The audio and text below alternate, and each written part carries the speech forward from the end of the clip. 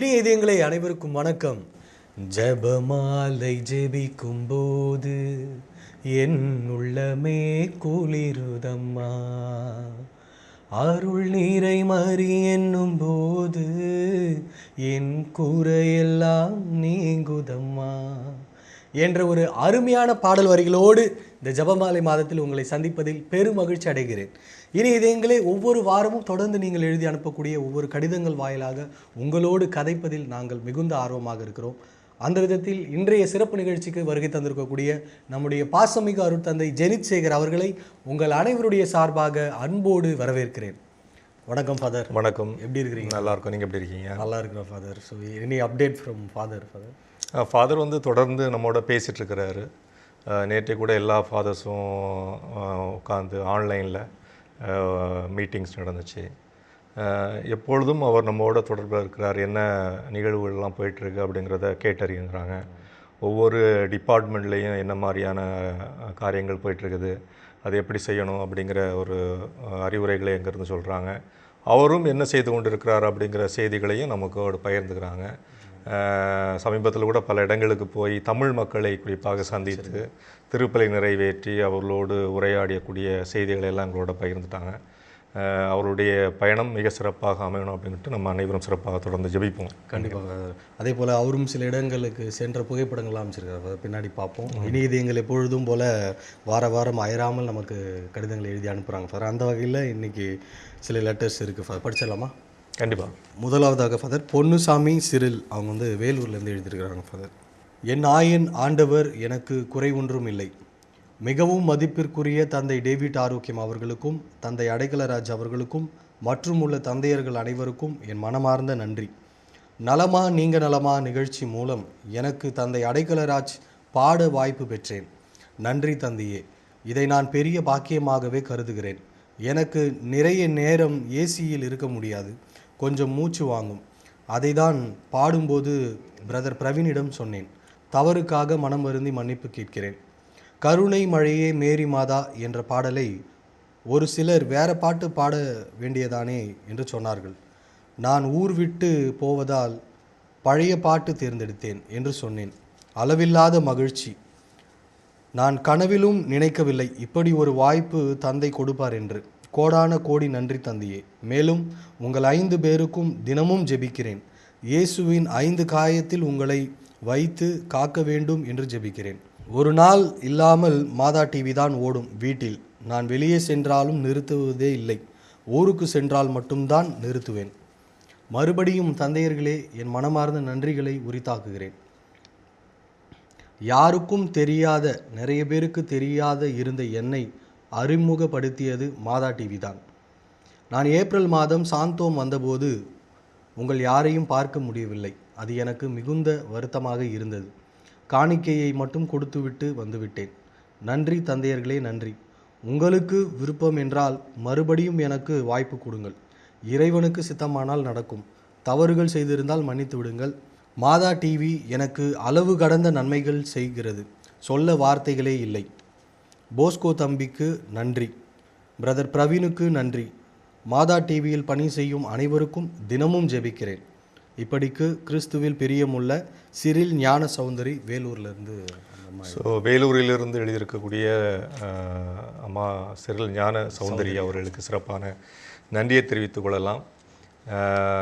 தொடர்ந்து எழுதக்கூடியவர் அப்படின்னு நினைக்கிறேன். அது மட்டும் இல்லாமல் அவர் இங்கே வந்து நமக்காக ஒரு அழகான பாடலையும் அவர் பாடியிருக்கிறார். அதுவும் சமூக ஊடகங்கள்லாம் மிக அதிகமாக பேசப்பட்டது. மக்கள் விரும்பி அதை இன்று அளவும் பார்த்து கொண்டிருக்கிறார்கள். எனவே சகோதரிக்கு நம்ம தான் நன்றி சொல்லணும். தொடர்ந்து அவர்களுக்கான தளங்களை, மேடைகளை நம்ம வந்து நீங்கள் தான் ப்ரொடியூசர்ஸ் வந்து அமைத்து கொடுப்பீங்க அப்படின்னு நினைக்கிறேன். ஸோ இறைவனுக்கு தொடர்ந்து நன்றி சொல்லுவோம். சகோதரிக்காக சிறப்பாக நம்ம வந்து ஜெபித்து கொள்ளலாம். கண்டிப்பாக ஃபாதர். Thank you father. அதே போல் அந்த அம்மா வந்து நிறைய விஷயங்களை பகிர்ந்துக்கிட்டாங்க. குறிப்பாக வந்து அவங்களுக்கு குழந்தை பாக்கியம் இல்லாமல் தனிமையில் இருக்கிறாங்க. அவங்களுடைய ஹஸ்பண்டும் கூட உடல் சுகம் இல்லை அப்படின்னு சொல்லி ஷேர் பண்ணாங்க ஃபாதர். எனவே அவங்களுக்கும் நீங்கள் சிறப்பாக வேண்டிக்கணும். கண்டிப்பாக சிறப்பாக ஜாப் பண்ணிக்கலாம். Thank you father. அடுத்ததாக ஃபாதர், இவர் வந்து ஒரு மிகப்பெரிய ரசிகன் அப்படின்னு சொல்லலாம். ஒவ்வொரு வார்த்தைக்கும் இடையில் ரசிகன் பதிவிட்டு கொண்டே இருப்பார். ஆர் ரவி ஃபாதர் மதுரையிலேருந்து எழுதியிருக்கிறாரு. அத்தோடு கூட அவர் ஒரு புகைப்படமும் வந்து நமக்கு அட்டாச் பண்ணியிருக்கிறாரு. படிக்கலாமா ஃபாதர்? கண்டிப்பாக.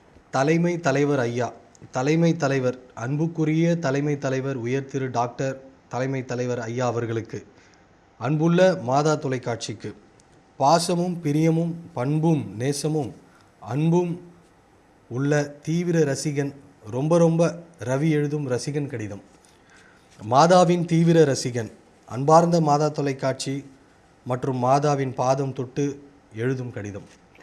அன்பார்ந்த மாதா தொலைக்காட்சி, என் இதயத்தில் மகிமை உதயமாகிறது. என் மனதில் மகிழ்ச்சி சேர்க்கவும், மாதா தொலைக்காட்சியில் மாதா பக்தியில் அதிகம் வளர்ந்து ரசிக்கக்கூடிய என் வாழ்க்கைக்கு பெரும் பயனாக உள்ளது இந்த மாதா தொலைக்காட்சியில் ஒளிபரப்பாகக்கூடிய நிகழ்ச்சிகள் ஆகும். அதிகாலை 6 மணியில் திருப்பலி மிகவும் அருமையாக பெருமையான நிகழ்ச்சி. துதிகள் 1000, கடவுள் வணக்கம், இன்றைய புனிதர், ஜபமாலை நிகழ்ச்சி, ஆலயம் அறிவோம், தினம் ஒரு திருப்பாடல், மாலை 6 மணியில் திருப்பலி நிகழ்ச்சி, மாதா டாக்கீஸ் நிகழ்ச்சி, பிறந்த நாள், இதர விழா வாழ்த்துக்கள், திருச்சபை சட்டம் நிகழ்ச்சி, மாதா தொலைக்காட்சியின் அனைத்து நிகழ்ச்சிகளும் ரொம்ப அருமையாக இருக்கிறது, பெருமையாக உள்ளது. பல ஆண்டுகளாகவே கத்தோலிக்க திருச்சபையில் மக்களுக்கு ஒரு தொலைக்காட்சி இல்லையே என்ற ஒரு ஏக்கம் இருந்து வந்தது. 2014ஆம் ஆண்டு மாதா தொலைக்காட்சி தமிழக கத்தோலிக்க திருச்சபை மக்களின் நீண்ட நாள் ஆசை, அந்த விருப்பம் நிறைவேறியிருக்கிறது என்பது தெரியும். ஆம், மாதா தொலைக்காட்சி நிகழ்ச்சி அனைத்தும் ஆணிவேர்கள், ஆழம் விழுதுகள் போல் இருக்கும் என்பது தெரியும். மாதா தொலைக்காட்சியில் பல்வகை பேசும் திறமை உள்ள சார் மேடம் தொகுப்பாளர்கள் இருக்கிறார்கள். அருமை, பெருமையாக உள்ளது. லியோ போப்பாண்டவர் சாமி, போப்பாண்டவரை பற்றி ஒரு கவிதை மாதிரி எழுதுகிறார். உலகத்தில் தலைமை தலைவர் ஆவார். போப்பாண்டவர் சாமி ஏழை எளிய மக்களின் தலைமை தலைவன். போப்பாண்டவர் சாமி நேர்மையில் எவரெஸ்ட் சிகரம். தலைமை தலைவர் மனிதநேயத்தில் போப்பாண்டவர் சாமி தலைமை தலைவர். போப்பாண்டவர் சாமியின் பாதம் தொட்டு வணங்குகிறேன். போப்பாண்டவர் சாமி மகா பரிசுத்த தலைமை தலைவர், மகா புத்தியுள்ள தலைமை தலைவர், வாக்கு தத்தத்தின் ஆலயம் தலைமை தலைவர், உத்தம உன்னத தலைமை தலைவர். போப்பாண்டவர் சாமி தலைமை தலைவர். பூமியில் அதிசய பிறவி தலைமை தலைவர் போப்பாண்டவர் சாமி ஆவார். போப்பாண்டவர் சாமி எளிமையில் அழகு தலைமை தலைவர் ஆவார். போப்பாண்டவர் சாமி நன்மை செய்யும் நல்ல நாயகனே, பேரழகின் பேரழகே போப்பாண்டவர் சாமி தலைமை தலைவர் ஆவார். போப்பாண்டவர் சாமியின் பாதம் தொட்டு வணங்குகிறேன். இப்படிக்கு ஆர் ரவி ரசிகன், தீவிர ரசிகன், மதுரை. ஆமாம், அந்த தீவிர ரசிகருக்கு சிறப்பான நன்றியை சொல்லலாம். ஆர் ரவி அவர்களுக்கும் அவருடைய குடும்பத்தாருக்கும் நம்ம சிறப்பாக நன்றி சொல்லுவோம். அவர்களுக்காக சிறப்பாக ஜெபிக்கிறோம் அப்படிங்கிற உத்தரவாதத்தையும் சொல்லுவோம். அவர் மிக அழகாக கோர்வையாக என்னென்ன நிகழ்ச்சிகளை பார்க்கிறார், மாதா தொலைக்காட்சி எப்படி ஒரு தேவை, திருச்சபைக்கான ஒரு தேவை அப்படிங்கிறதையும், சமூகத்திற்கான ஒரு தேவை அப்படிங்கிறதையும் அவர் நம்புகிறாரு. அதை தொடர்ந்து அவர் ஆதரிக்கிறார் அப்படிங்கிறது மிகுந்த மகிழ்ச்சி தரக்கூடிய ஒன்றாக இருக்குது. பழைய காலங்கள்லாம் ஒவ்வொரு காலகட்டத்திலையுமே விவிலியத்தில் நம்ம பார்க்குறோம், பல தப்பறை கொள்கைகள் இருந்திருக்கு, கடவுளுக்கு எதிரான பேச்சுகள், முரண்பாடுகள் இருந்திருக்கு. அப்போல்லாம் யாராவது ஒருவர் வந்து ஒரு குரல் கொடுத்துருக்குறாங்க. குறிப்பாக வந்து அவர்கள் இறைவாக்கினர்களாக இருக்கலாம், அரசர்களாக இருக்கலாம், நீதி தலைவர்களாக இருக்கலாம். இப்படி ஒவ்வொரு காலகட்டத்திலும் ஒவ்வொரு மனிதர்கள் அந்த இடத்துல தோன்றி, நீங்கள் செய்கிறது தவறு, நீங்கள் செய்கிறது சரி, கடவுளை இப்படி தான் அணுக வேண்டும், கடவுளை இப்படி பார்க்க வேண்டும், அவருடைய திட்டத்தை நம்ம இப்படி உள்வாங்கிக் கொள்ள வேண்டும் என்று ஒவ்வொருவரும் ஒவ்வொரு காலகட்டத்தில் சொல்லியிருக்கிறாங்க. நான் மாதா தொலைக்காட்சியும் அப்படி தான் பார்க்குறேன். ஒரு காலத்தின் ஒரு குரலாக நிறைய தப்பறைகள் இருந்துச்சு, கத்தோலிக்க திருச்சபை பற்றிய எதிர்வினைகள் இருந்துச்சு. ஒவ்வொருவரும் ஓகே அவங்க சொல்கிறதான் சரியோ, இவங்க சொல்கிறதான் சரியோ என்று அவர்கள் இருந்தார்கள். சில சமயங்கள் வந்து மதம் பிடிக்க செய்தது மனிதர்களை.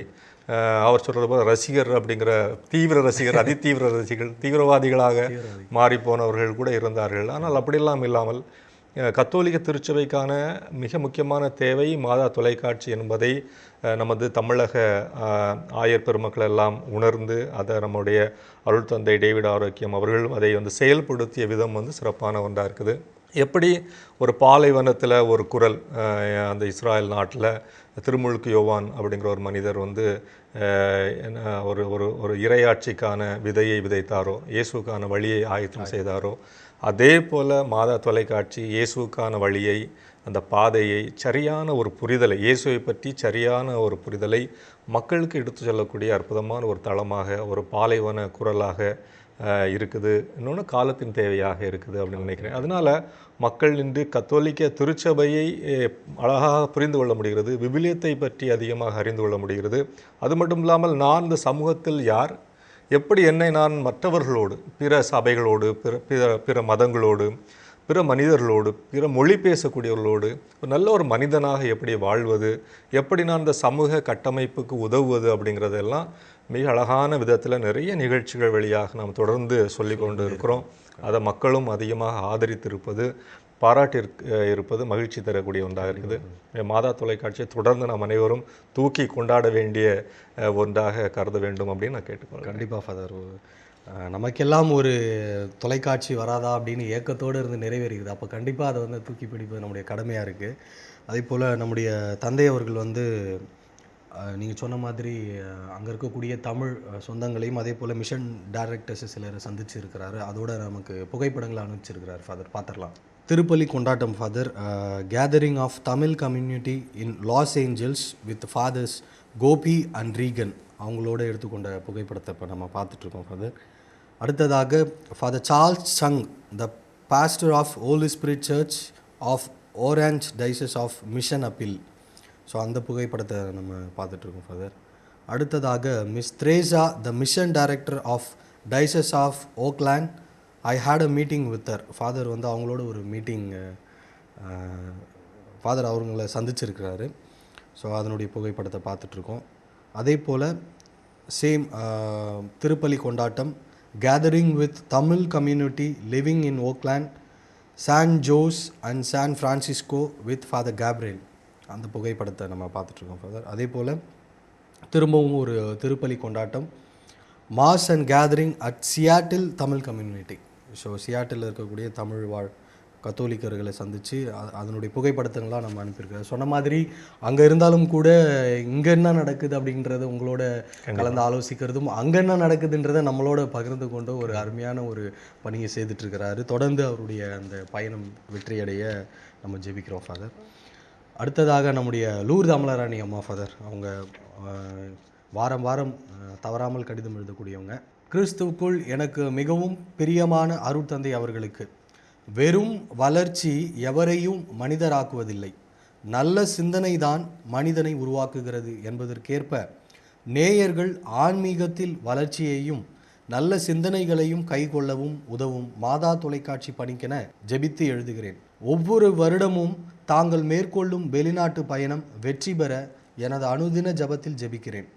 இவ்வளவு மெனக்கெடல், உடல் நலன், சிரமங்கள் பாராது ஓடிக்கொண்டிருக்கும் தங்களது அனைத்து முயற்சிகளும் கடவுளின் வல்லக்கரம் நிச்சயம் இருக்கும் தந்தையே.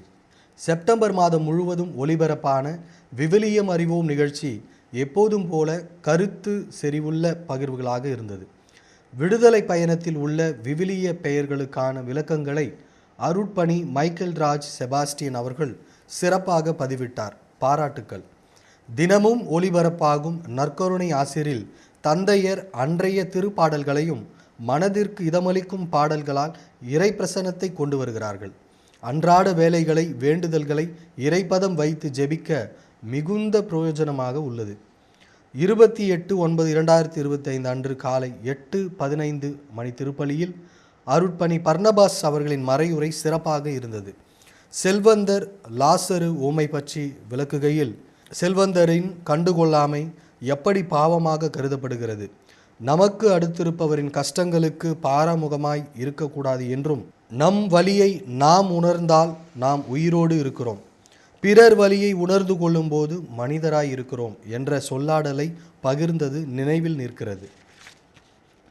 தினமும் ஒளிபரப்பாகும் கடவுள் வணக்கம் பகுதி வாழ்க்கையை நெறிப்படுத்த, நமது உள்ளங்களை அலசி ஆராய, சமூகத்தில், குடும்பத்தில் பிறருடனான உறவுகளை மேம்படுத்த பகிரப்படும் கருத்துக்கள் அனைத்தும் பாராட்டிற்குரியது.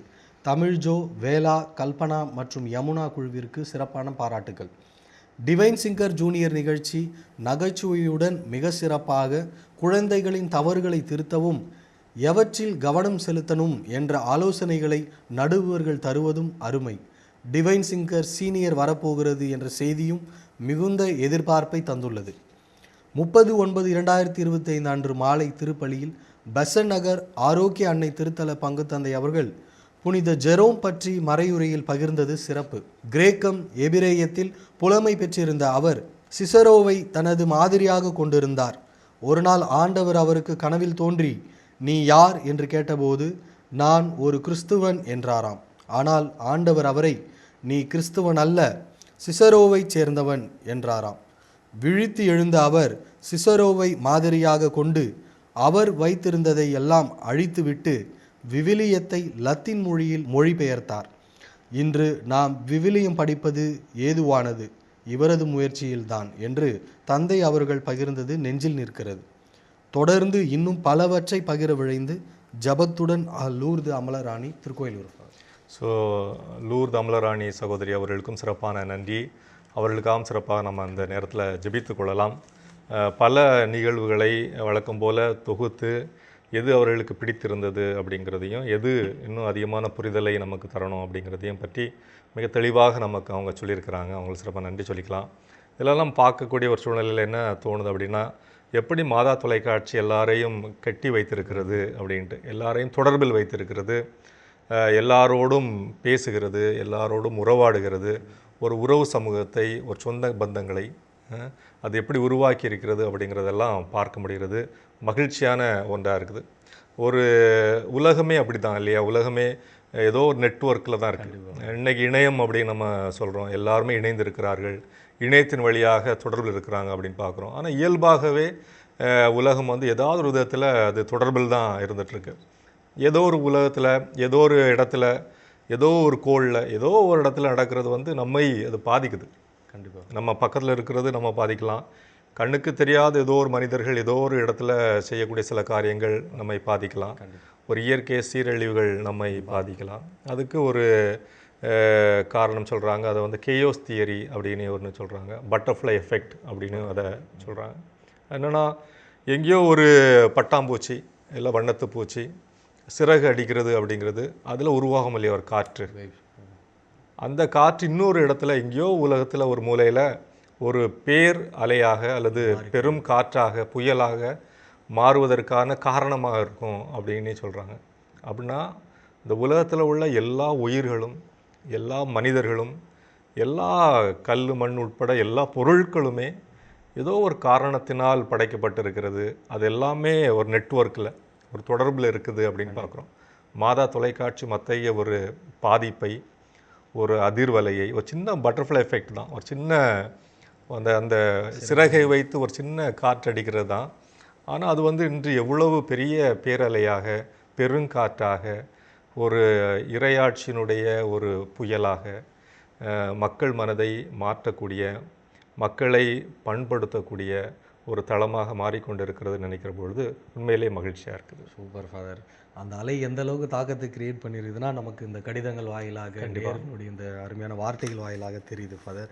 இப்போ நீங்கள் மாதா டிவிக்கு கடிதம் எழுதுனா ஒரு 2 வரி என்ன ஃபாதர் எழுதுவீங்க? ஆமாம், நிறைய எழுதலாம். நம்ம ஒரு மனம் திறந்து கடிதங்கள் எழுதலாம். 2 வரிகள் எழுதணும் அப்படின்னா, மாதா தொலைக்காட்சி அப்படிங்கிறது என்னை பொறுத்த வரைக்கும் அது ஒரு தாய்மடி அப்படின்னு சொல்லலாம். தாய்மடி. ஆமாம்.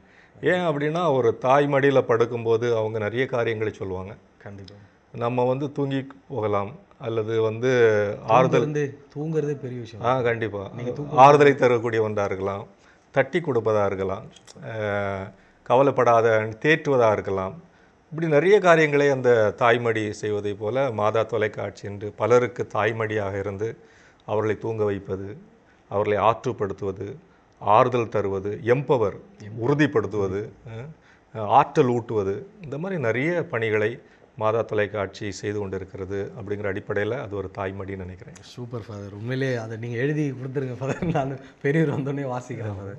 ரொம்ப அழகான வரிகளாக இருந்துச்சு. ரொம்ப நன்றி ஃபாதர். அதே போல் இனிய இதயங்கள் தொடர்ந்து கடிதங்கள் எழுத நம்மளோடு இணைந்திருக்க அவர்களுக்காகவும் தந்தை அவர்களுக்காகவும் ஜெபித்து நாம் தந்தை மகன் தூய ஆவியாரின் பெயராலே ஆமென். என்றுமாலும் எல்லாமல்ல தந்தை இறைவா, இன்று கடிதம் எழுதி இங்கு வாசிக்கப்பட்ட ஒவ்வொரு சகோதர சகோதரிகளுக்காகவும் நாங்கள் ஜெபிக்கின்றோம். ஆண்டவரே, அவருடைய குடும்பத்திற்கு நல்ல வாழ்வையும் நலமான ஒரு எதிர்நோக்கையும் பெற்று மகிழ கிருபை தாரும்.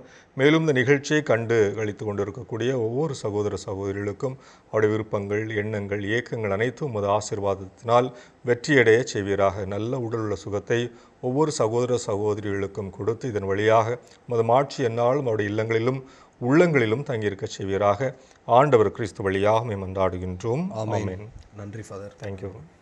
எரான்பு உள்ளங்களே, ஒவ்வொரு வாரமும் தொடர்ந்து நீங்கள் எழுதி அனுப்பக்கூடிய ஒவ்வொரு கடிதங்களும் எங்களுக்கு மிகுந்த உற்சாகத்தையும் ஊக்கத்தையும் அளிக்கிறது தான் சொல்லலாம். தொடர்ந்து உங்கள் கடிதங்களை எழுதி அனுப்ப வேண்டிய மின்னஞ்சல் முகவரி info@madatv.in.